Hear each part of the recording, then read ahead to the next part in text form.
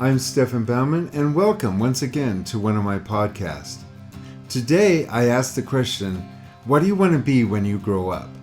I know that's an interesting question to ask an adult, but if I would ask you, what do you want to be when you grow up? What would be your answer? So sit back and relax and listen in to while I discuss with one of my students the importance of asking yourself, what do you want to be when you grow up? So what do you want to be when you grow up? I'm asking you a simple question. You know, when you were 4, somebody said to you, what do you want to be when you grow up? And you looked at him and you said, I want to be a nurse. I want to be a police officer. I want to be an artist. Okay, so I'm asking you the same question. You get a chance to recreate yourself. So what do you want to be when you grow up? Now, I know you're already grown up. You have kids. You know, I don't know how old you are, but you're somewhere in my age bracket. And if you ask me the same question, what do you want to be when you grow up? I'll just answer, I just want to be an artist. Why all the baggage? Why all of the conversations and the redirect? It's not just with you. I can't tell you, especially men. When I talk to men and I say, so what do you want to be when I grow up? You know, well, I'm already retired. I go, I didn't ask you that. And then they go, well, I want to be financially secure and take care of my family and all this stuff. And it's like, this is the most basic of questions that 4-year-olds answer every day. What do you want to be when you grow up? It's a real simple conversation. It's like you're sitting here as an adult, and what's the one thing that you've always wished that you could be? And not whether or not you're successful or talented or good enough, because when you're 4 years old, you don't have that. But the thing is, if you can't from the inside of your soul say, you know, when I grow up, whatever that is, because, you know, it's not true because you're already grown up, but the thing is, my dream is to become an artist, and not with all of the tags and like, well, I'll never make it as an artist. It's like any of that stuff will cause the energy of the world to turn it away from you.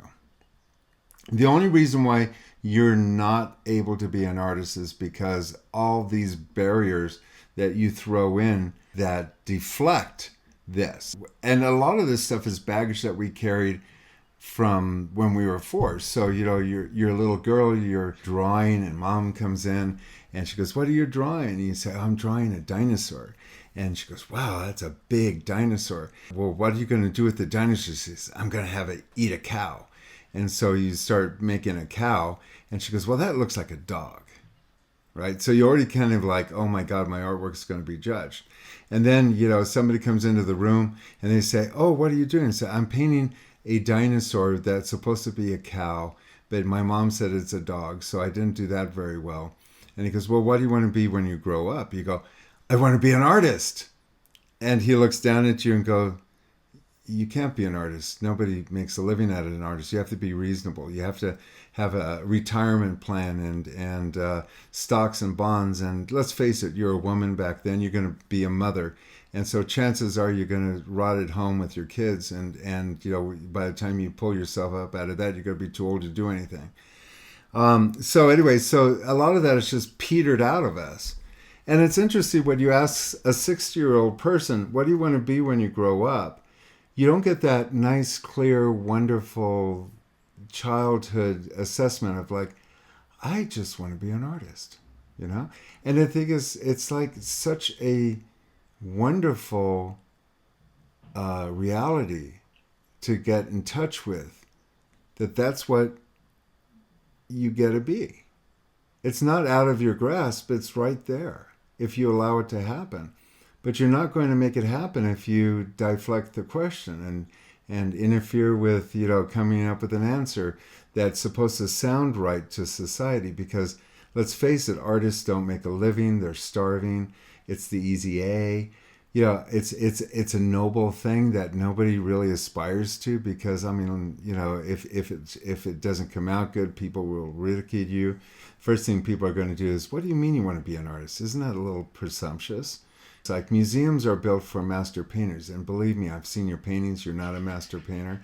Whatever things you have held back is just garbage when you have a chance to today just clear the board. What would life be if you chose to be an artist? right now, and you pursued that without any doubt. I'm sure every successful artist, I mean, Andrew Wyeth loved to paint. He didn't focus on his business. And the thing is, if you focus on and you're not creating a business, you're just creating a possibility. If you're trying to sell paintings, you're producing a product. I didn't ask you what you want to be financially in selling a painting. I didn't ask, what kind of business you wanted to make, because that's a thing you do. That's not the thing you are. But I'm asking you from your heart what you want to be when you grow up. I'm not asking you the business aspect of it. I just am asking you what you want to be, not what you want to do. And you need to separate that and say, you know what? If I devote myself to painting, that would fulfill me. And if I could do that better and better, and because you spend a lot of time, you spend a lot of money pursuing this, and you don't have to look at a profit and loss statement. That doesn't have to have any value.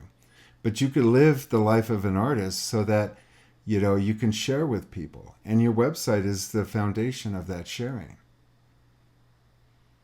You can interact with people like you did today, during the coaching call, the virtual paint out with everybody else. You can show up there with confidence. And like you said, you even have a hard time speaking to people about your art. And that's because I don't think you get it in your head that after I see your painting today, what did I say? And for what reason did I say it? I said it was one of the best pieces I've seen.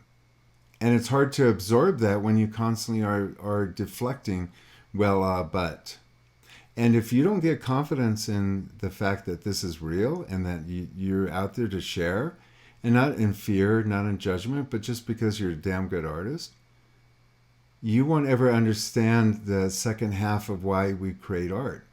The reason why we create art is that it's communication to others. And now you have finally developed the skill of language.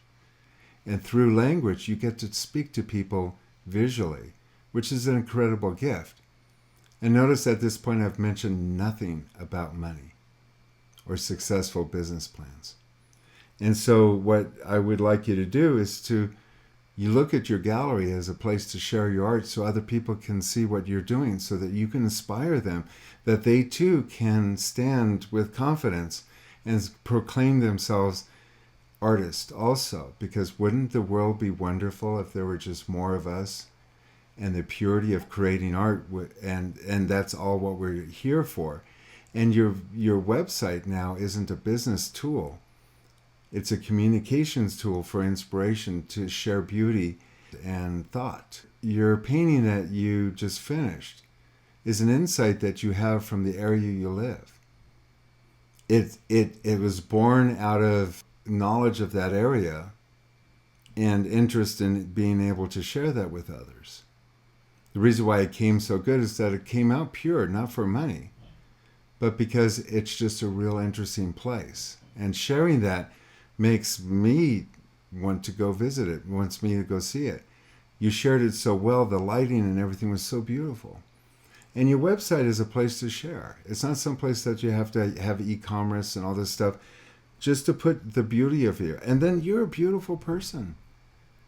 People would love to spend an afternoon with you. And so your bio there is to share with them your insights that makes you unique in the artwork that you share. So what I'm trying to do is re-ground you to the reason why you contacted me. Because you had a vision in your head, and you had a hard time putting it down. And now you have the skills to do that. So the next thing is that you want to share it. And in the process, people may or may not want to acquire it, and that's an entirely different focus. If you keep your thought clear that you want to share, and if people collect it because they like what you have to say, you will have no problem putting together the business part of it, because it feeds itself. And the foundation of that is your website. And so I want you to have a different relationship to your website, not as a marketing thing, but a place for the world to come into your world, and you can share them so that when they leave, they have a new perspective of life. Pretty powerful tool. It's not out of your grasp because it comes from your heart. The reason why it's so wonderful to speak to my students is because they're in the same space of sharing. They're all grounded. You're the same kind of person. I've had this conversation with all of my students. And once you kind of realize that what you have to share has value, not necessarily technical wise, but you're there anyway, but because you created it, you experienced it, you're sharing a part of the world. This is why it's so crucial to find out who you are as a person living where you do, and how you can have people see what that is, and that's complete integrity. And when you are in complete integrity, no, you're not going to sell paintings to people who want to decorate your house. You're going to sell paintings to people who want to have that in their house. Integritous paintings that illustrate what it's like to be in a place and experience a place. And when you're painting into that audience, you will grow immensely. So what do you want to be when you grow up? There you have it. It's always interesting to look back into our life and ask ourselves questions, especially the question, what do I want to be when I grow up? If you'd like to have further information about my other podcasts, or if you want more information about my PBS show or my videos, you can do so by going to my website at www.stefanbaumann.com, and there you can find all the information that you need. You can also register for a free book, Everything I Know About Landscape Painting. If you want more information about coaching, you can do so there at the website also, or you could just give me a call at 415-606-9074. Until the next time we talk, remember, paint with passion, and have a good day.